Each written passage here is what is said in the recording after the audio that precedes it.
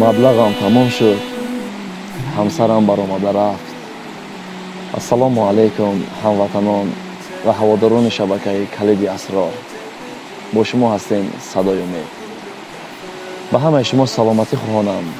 худованд ҳамеша мову шуморо дар паноҳаш нигаҳ бидорад.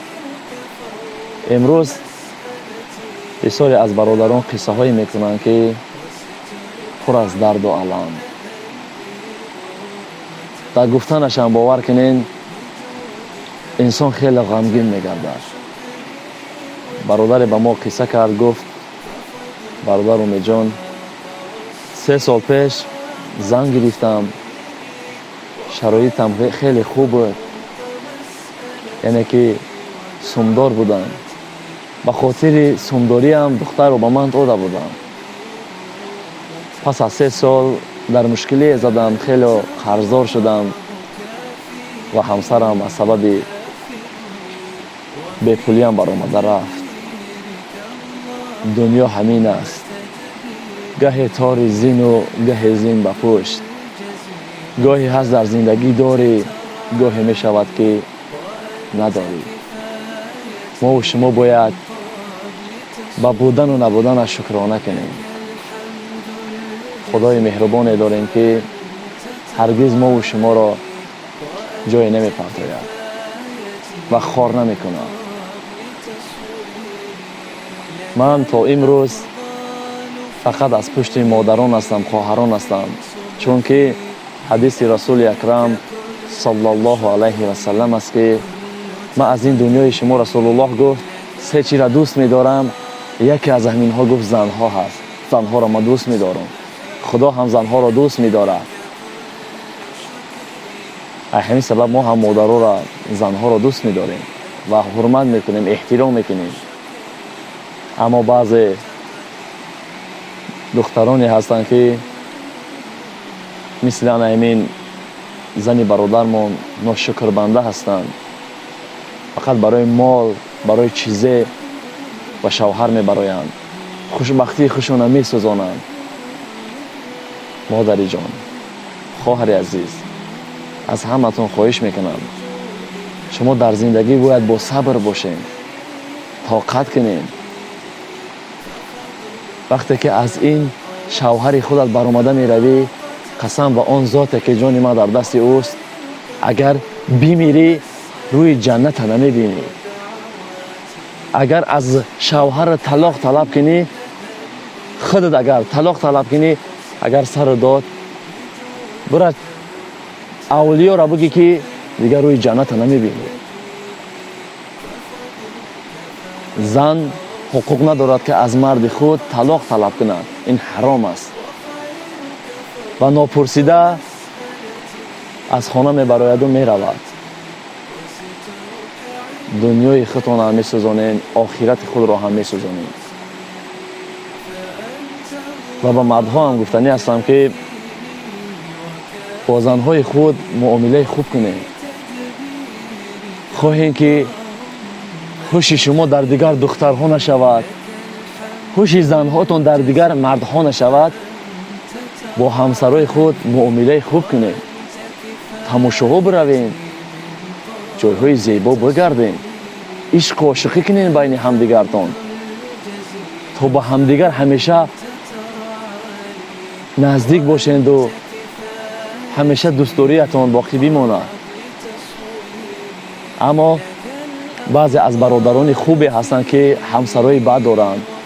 баъзе аз ҳамсарои хубе ҳастанд ки шавҳароҳои бад доранд. зиндагии худтонро ба дасти худтон шумо месӯзонед. модари азиз, айб нест ки имрӯз шавҳару дар Русия ҳасту бо марди дигар алоқаи ҷинсӣ мекунӣ, суҳбат мекунӣ. имрӯз бисёр дидем, бисёр шунидем, ҳам бо чашм ҳам дидем, ҳам шунидем. ва ҳам бародарое буданд ки гуфтанд: умедҷон, ман чӣ кор кунам? ман зан гирифтам, занам нодухтар баромад. аммо сабр кардам, тоқат кардам ба хотири Аллоҳ. аммо дар зиндагӣ 2 сол зиндагӣ кардам. баъд аз 2 сол زنم رو با مرد بیگانه خپیدم. برادری جان، ما با تو یک توصیه میتیم. زن میگیری اگر نادختر باشه همون لحظه نیستش که، همون لحظه دفنش که، انشاءالله تو گناهگار نمیشه. چنانه که خدا میگه ما پوشاننده عیب ها هستم. اگر بندم عیب یک بنده ما پوشانه، ما گناهی را ستر میکنم، لیکن انشاءالله تو باید دفع کنی که گناهگار نمیشه. خداوند با تو را گناه تا میپوشانه. خدا مهربان است، باور کنیم. اما بعضیاش هم میبینیم میگه زن گرفته است، زنم بی تربیه است، بی حیا است. اول یک حیات خود رو فکر کن، خود در حیات چگونه هستی. شما یک چیز فراموش نکنید. ما یک سوالتون میتیم، همین سوال رو هرگز فراموش مکنید. میخواهی مثل خودت خدا زنت بتیه؟ میخواهی همیره؟ میخواهی مثل خودت خدا شوهر دیه؟ این برای مادران است. میخواهی همیره؟ یعنی برادران، در حیات چگونه هستی؟ چی کارها کردگی هستی و با چی کارها مشغول هستی؟ کار فعالیت خودت به خودت معقول است؟ رفتار خودت به خودت معقول است؟ آداب خودت به خودت معقول است؟ اگر بخواهی مثل خودت زن گرفتن بگو، لیکن خدا مثل خودت میتیته. مثل خودت هست. جوانای خوب خدا ترسی هست که در زنهای بد میافتند. زنهای خوب خدا ترسی هست که در شوهرهای بد میافتند. لیکن دعاگو هستیم که خداوند همه ما و شما را هدایت کنه. مادرای جان، زندگیتون سخت کردیم. یک قصه میکنم برای مادران است.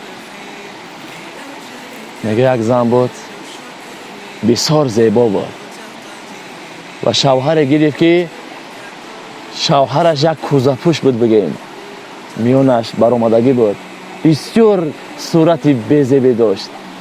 روز میگه این مرد از همسرش پرسید، گفت همسر جان، در حیات از همه زیاد کی را دوست می‌داری؟ زن در جوابش گفت شوهر عزیزم، تو بگو که در حیات از همه بد کی را می‌بینی؟ شوهرش گفت از همه بد کی را می‌بینی؟ این زن گفت قسم به الله از همه بد تو را می‌بینم. نه سیکه و صورت داری، بیزیب هستی، اما من به خاطر الله صبر کردم و صبر میکنم، چون که تو شوهر من هستی. نگاه کنین مادره و بیزیبی همون شوهرش طاقت کرده و به خاطر خدا میگه من صبر میکنم. انشاءالله این مرد در قیامت از همه زیباترین مرد میگردد. زن نزد رسول اکرم صلی الله علیه و سلم آمد، گفت ای حبیب خدا صلی الله علیه و سلم، زمان یک سخن تو را شنیدم، شوهر کردن ترک کردم. پیامبر خدا صلی الله علیه و سلم گفت ای زن، چرا تو شوهر کردن ترک کردی؟ شوهر کردن بسیار یک نعمت بزرگ است. خدا مرد زندار، زن شوهردار دوست می‌داره. چرا از این نعمت بزرگ دستکشی کردی؟ زمان یک سخن تو را شنیدم، گفتی اگر مرد از کوچه خانه درآید، در چهره زنش قواق دم ببینه، همون لحظه تمام ملائکه ها و ماهیان و پرندگانی که در آسمان هستند در حق این زن لعنت میفرستند. و اگر همون زن همون لحظه بمیرد، جنت را نمیبیند. از همین سبب من شوهر کردن را ترک کردم. ببینین زنه که از خدا چگونه میترسه. ببینین به خاطر یک قواق دم که شوهر از من ناخوش میشه، تمام ملائکه ها و ماهیان و پرندگان، هر حشرات و حیوانات هست در حق من لعنت میفرستن. به خاطر یک همین شوهر کردن را ترک کرده. امروز مادر هم میبینیم شوهر خوش حرمت نمیکنه. شوهر خانه میدوره، پایهای خود دراز کرده، نزد شوهرش نمیخیزه. خدا میگه اگر انسان سجده کردن اجازت میشد، هر آینه امر میکردم که مادران شوهرای خودشون سجده کنند، مردها را سجده کنند. مادری عزیز، دور نمیریم.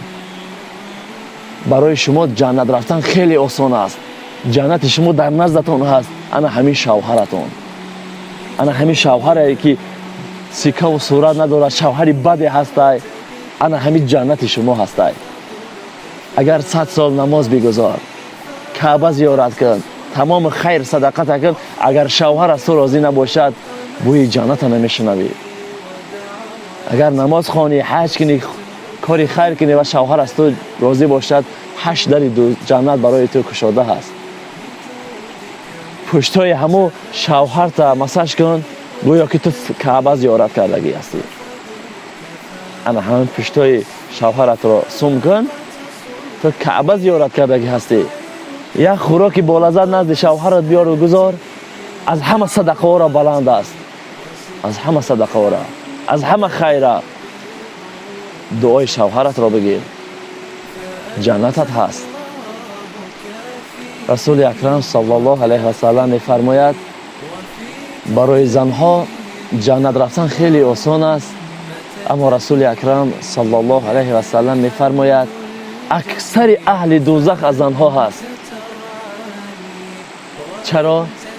شوهرهای خودشون حرمت نکردند، فرزندای خودشون پدر لعنت گفتند. یعنی پدرت از رحمت خدا دور میشه. مادری عزیز، امروز میبینی فرزند خودت میگه پدر لعنت، لعنت گفتن یعنی پدرت از رحمت خدا دور.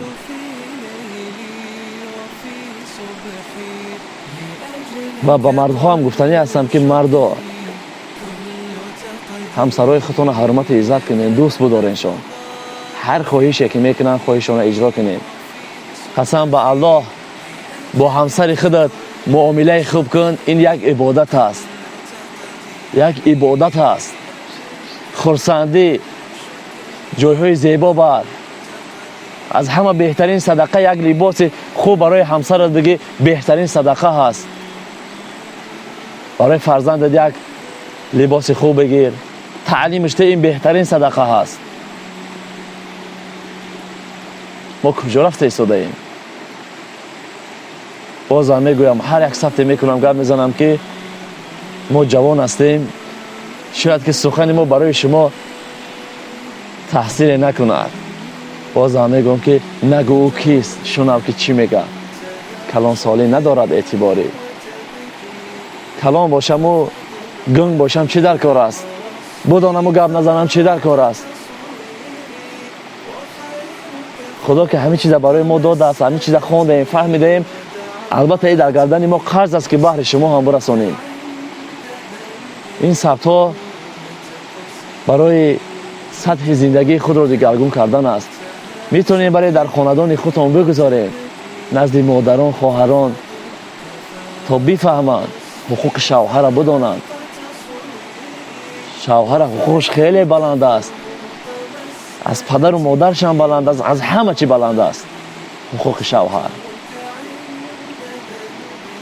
خداوند کل مادران را در پناهش نگاه بدارد، هدایت بفرماید. جای خطا کرده باشیم خداوند ما را ببخشد، شما هم نیز ما را ببخشید. در پناه الله باشید.